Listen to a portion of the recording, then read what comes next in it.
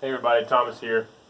It's another very hot day in southern Mississippi, but I'm very happy. I love it. It's great. Get your sweat on and do some stuff. So today I want to talk to you about a few things that I've had to do here in the mill, a few things I've gotten from the mill, and we'll go from there. Okay, so the other day I went up to Tennessee, and if you see my video a few weeks ago, talking about the Dream Barn. So I went up to Tennessee using my dad's sawmill, which uses my old wood miser sawmill. And what did I bring up there? I brought up my cant hook. What did I promptly forget up there? Probably forgot my cant hook. So whenever I came back, I didn't realize till I already got back down here to Mississippi. I'm like, son of a gun, I forgot my cant hook. So I have a neighbor down the road who has a sawmill, or had a sawmill. I'll tell you about that in a bit here too. He let me borrow his peavey. It's an antiquer. It has a nail holding the split together. I mean, it's a finger guillotine. This sucker will cut your finger off. Well, it won't cut it off. It'll really hurt. But anyways, long story short, this peavey will work. You can put it on there and grab a log. It's difficult, and yeah, it doesn't really grab in like a proper cant hook should. See, I almost got my finger there again. So he let me borrow this. It got me through the 1 week that was hard to find a cant hook. I'd ordered a cant hook online from a company, and then they said, oh, sorry, we don't have any in stock, this, that, and the other. But then I remembered, you know what?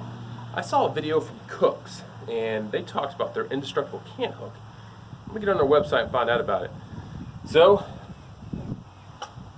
the Cooks cant hook. Now this is brave right here. See this? Yeah! Didn't get my finger.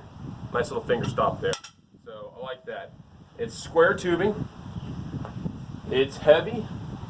It has a great little set of teeth there, and the spike here on the swing arm is great as well. Even if you kept your hand on this side over here for whatever odd reason, you're not going to get hit. It grabs right there between. And you can't beat the price. This cant hook, I want to say it was about 50 bucks. So, very happy with that. Fantastic cant hook, very heavy duty. Alright, next order of business. About a month into getting the sawmill, me being me, I broke the log holder on this side. There's the old log holder. I broke the weld on it, bent it all out of shape. I continued using it. It would work well enough. It had some spring to it. So I promptly called Matt up there at Timber King and said, hey Matt, I completely goobered this up myself. I cinched this sucker over way too tight when I was doing a log. I should have been holding it with a log turner, but me being me, I want to do things manually. So long story short, I messed this up. Can you please direct me where I can buy a new one of these, because I couldn't quite find it on the website. He said, what color is it? I said, it's silver. He's like, all right, I'll get you some. I said, what do I do? He said, nothing. So I'm like, sweet. So about a week or so later, this sucker showed up. So heavy duty. Give you a little view there.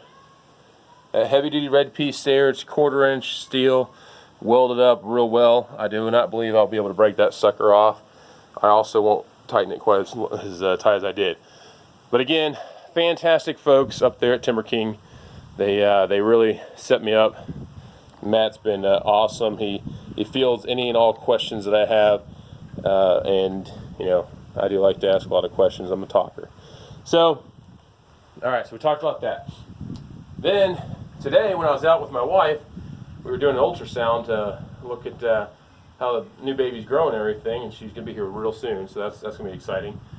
While we're out there, she's like, "Hey, we need a blower to blow off all that grass that I got on the front porch and around the back porch, and just it'd be nice to have a blower around the farm." I said, "Okay, that's a good idea. I need a blower around the sawmill." So I went ahead and bought this Husqvarna 125B. It's a great little blower. Very happy with it. I cleaned up the mill just real quick, blew stuff around. I literally cranked this sucker up just a few minutes ago, and it ran great. So it's quiet. It shut off on me because it's kind of cold right now. The engine's cold. It's not cold out here. But great little great little blower.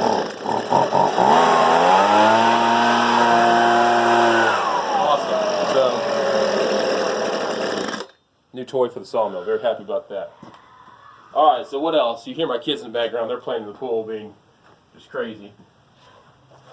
These right here. These are the drive belts.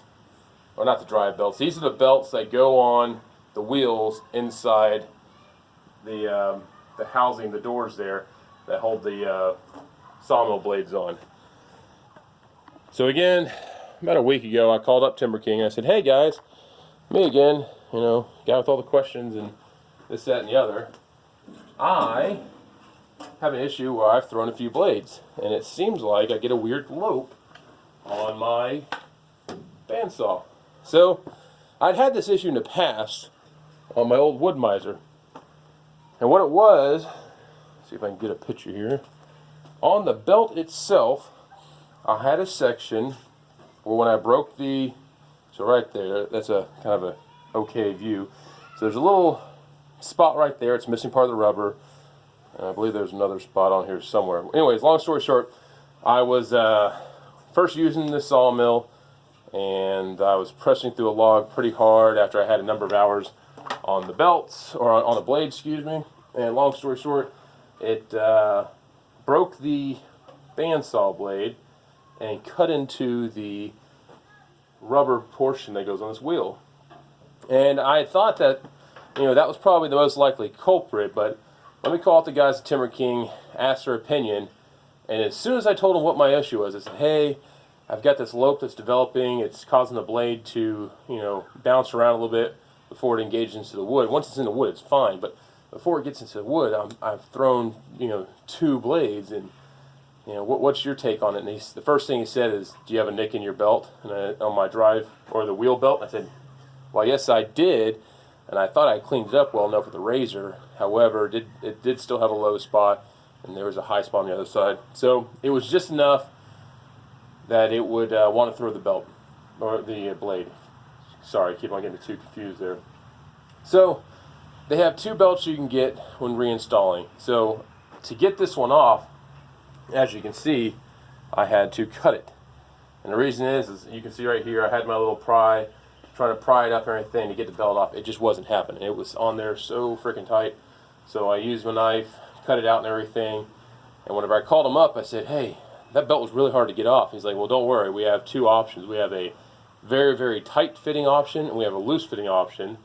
And wouldn't you know it, it's the same exact size as what I had in my wood miser." So that's good news, because that means my dad and I can interchange. If one of us has an issue and one of us is coming down and has an extra belt, we can interchange. It's a B57 belt that goes on there.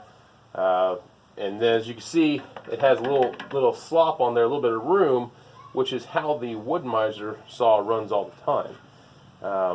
But Timber King has 2 options. They can have the one like this. It's easier to do the maintenance on, take the belts on and off, replace this, that, and the other. So went with that option just because I've used it in the past. Very happy. This is my anti-rattle device. Just put a little piece of wood in there so it doesn't rattle. Things I also did in the mill, I recently just went over 50 hours. So I changed out the engine oil.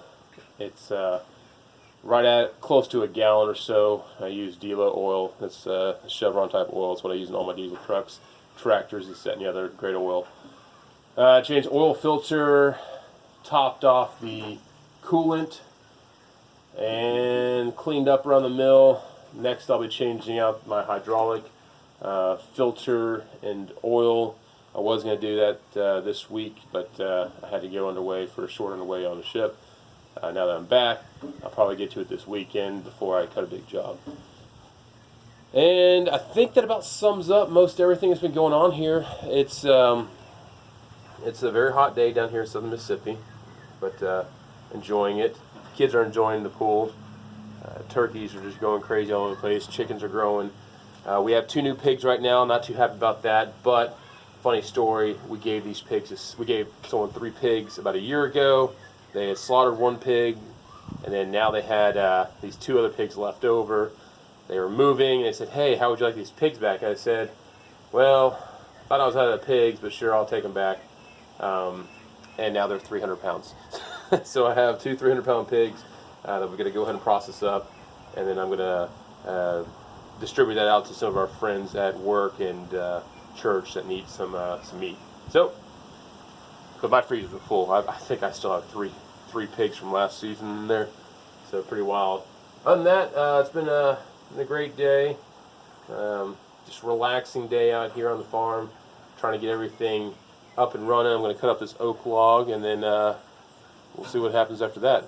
Hope this is informational. I'll let y'all know what I've got going on in the mill, how I do things, when I do things, and yeah, y'all have a great one. See ya.